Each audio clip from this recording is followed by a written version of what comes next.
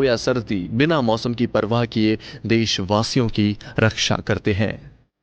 और अगर आप यंग एज में आर्म्ड फोर्सेस को ज्वाइन करने की सोच रखते हैं तो इससे अच्छी बात हमारी कंट्री के लिए और क्या हो सकती है।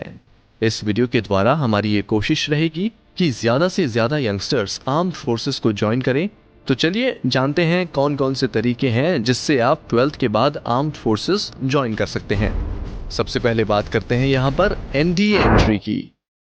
एनडीए का फुल फॉर्म है नेशनल डिफेंस एकेडमी। ये एकेडमी खड़कवासला महाराष्ट्र में है। एनडीए एग्जाम यूपीएससी द्वारा साल में 2 बार कंडक्ट किया जाता है और एनडीए एग्जाम से आप आर्मी, नेवी या एयरफोर्स ज्वाइन कर सकते हैं। जब आप एनडीए एग्जाम के लिए अप्लाई करें तो आप अपनी सर्विस प्रेफरेंस को मार्क कर सकते हैं।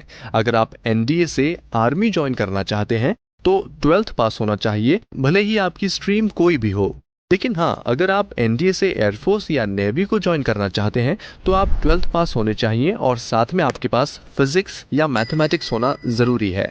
और हाँ, एक और बात ध्यान रखिएगा, एनडीए अप्लाई करते समय आपके 12th में आपके कितने मार्क्स हैं ये मैटर नहीं करता है, लेकिन एनडीए ज्वाइन करने के लिए आपको 12th पास होना ये कंपलसरी है।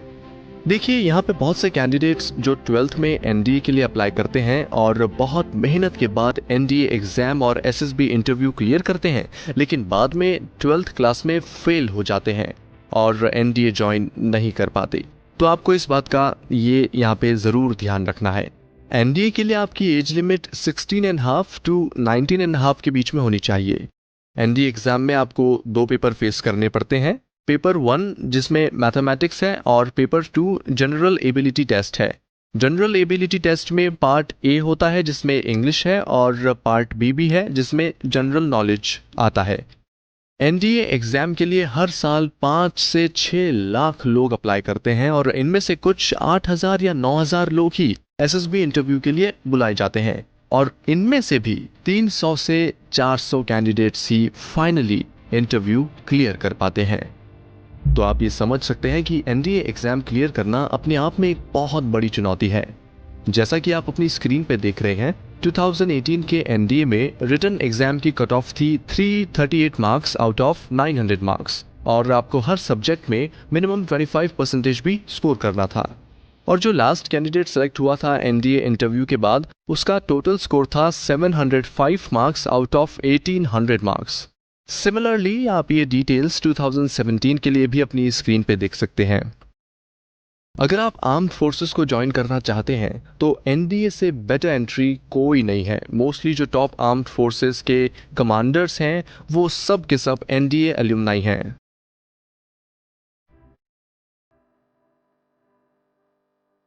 चलिए अब बात करते हैं टीईएस की, जो कि टेक्निकल एंट्री स्कीम भी कहलाता है। जिन कैंडिडेट्स के पास 12th में फिजिक्स, केमिस्ट्री एंड मैथ्स यानी पीसीएम है वो इस एंट्री के लिए अप्लाई कर सकते हैं। इस एंट्री में आपको एनडीए जैसा कोई रिटन एग्जाम फेस नहीं करना पड़ता और अगर आप शॉर्टलिस्ट होते हैं तो आपको direct SSB interview call letter आ जाता है। लेकिन हाँ, आपको एसएसबी में शॉर्टलिस्ट होने के लिए पीसीएम में अच्छे मार्क्स का होना बहुत ज़रूरी है। अगर आपकी पीसीएम में एग्रीगेट परसेंटेज 70% है तो आप इस एंट्री के लिए अप्लाई कर सकते हैं। लेकिन जब आर्मी फाइनली कैंडिडेट्स को एसएसबी के लिए शॉर्टलिस्ट करती है तो कट ऑफ 80 से 90% के बीच में हो सकती है, जैसा कि आप स्क्रीन पे प्रीवियस टीईएस की फाइनल कट ऑफ देख सकते हैं। टीईएस एंट्री से आप सिर्फ इंडियन आर्मी ज्वाइन कर सकते हैं और इसकी बेसिक मिलिट्री ट्रेनिंग 1 साल के लिए ऑफिसर्स ट्रेनिंग एकेडमी गया में होती है और उसके बाद फेज 1 प्री कमीशन ट्रेनिंग जो कि 3 साल की है और फेज 2 पोस्ट कमीशन ट्रेनिंग जो कि 1 साल की है सीएमई पुणे या एमसीटीई में या एमसीईएमई सिकंदराबाद में होती है। अब फाइनली बात करते हैं 10+2 बीटेक कैडेट एंट्री स्कीम की, जिससे आप इंडियन नेवी को ज्वाइन कर सकते हैं। ये एंट्री भी आर्मी की टीईएस एंट्री के जैसी है। अगर आपके 10+2 पीसीएम में 70% एग्रीगेट मार्क्स हैं और 10th या 12th में इंग्लिश सब्जेक्ट में 50% मार्क्स हैं तो आप इस एंट्री के लिए अप्लाई कर सकते हैं। लेकिन ये मार्क्स सिर्फ एलिजिबिलिटी के लिए ही है। एसएसबी इंटरव्यू के लिए इंडियन नेवी आपको आपके JEE main all India rank से शॉर्टलिस्ट करेगी। तो हाँ, इस एंट्री के लिए आपको JEE में अपीयर होना कंपलसरी है और साथ ही एक अच्छा ऑल इंडिया रैंक का होना भी बहुत ज़रूरी है। तो ये थे 3 डिफरेंट एंट्रीज जिससे आप 12th के बाद आर्म्ड फोर्सेस को ज्वाइन कर सकते हैं। ये एंट्रीज के लिए सिर्फ मेल कैंडिडेट्स ही एलिजिबल हैं। फीमेल सिर्फ ग्रेजुएशन के बाद ही आर्म्ड फोर्सेस को ज्वाइन कर सकती हैं। NDA एंट्री से आप किसी भी सर्विस के लिए अप्लाई कर सकते हैं। DES एंट्री इंडियन आर्मी के लिए है and 10+2 B Tech cadet entry Indian Navy के लिए है। अगर आप 12th के बाद इंजीनियरिंग करना चाहते हैं तो DES एंड कैडेट एंट्री आपके लिए बेस्ट ऑप्शन है।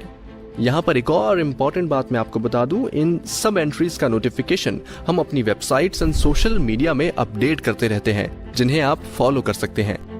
लास्ट में आप सभी यंग एस्पिरेंट्स के लिए एक सजेशंस है और वो ये है कि अगर आप आर्म्ड फोर्सेस को ज्वाइन करने के सपने देख रहे हैं तो अपनी स्टडीज पे ज्यादा से ज्यादा ध्यान दें और अपनी ओवरऑल पर्सनालिटी को इम्प्रूव करें। होप आपको ये वीडियो पसंद आया होगा। इस वीडियो को अपने फ्रेंड्स के साथ शेयर करें और जो एस्पिरेंट्स 12th के बाद आर्म्ड फोर्सेस को ज्वाइन करना चाहते हैं उन्हें भी ये वीडियो जरूर पास करें। I will see you in the next video. जय हिंद।